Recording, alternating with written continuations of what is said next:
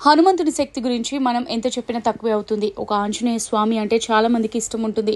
భయాలను తొలగించి ధైర్యం అందించమని ఆ భగవంతుని అందరూ పూజిస్తారు. ఇక ఆంజనేయ స్వామిని విగ్రహాలను, పాదాలను మహిళలు అసలే తాకకూడదు. పెళ్లి కాని మహిళలు ఈ స్వామి వారిని పూజించకూడదని మన పెద్దవారు చెబుతారు. కానీ చాలా మంది మహిళలు హనుమంతుడిని పూజించడం ఇష్టం ఉంటుంది. దీంతో మహిళలు ఆంజనేయ స్వామిని పూజించాలంటే కొన్ని నియమ నిబంధనలు పాటించాలి.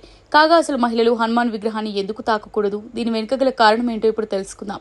మత విశ్వాసాల ప్రకారం హనుమంతుడు ఆజన్మ బ్రహ్మచారి.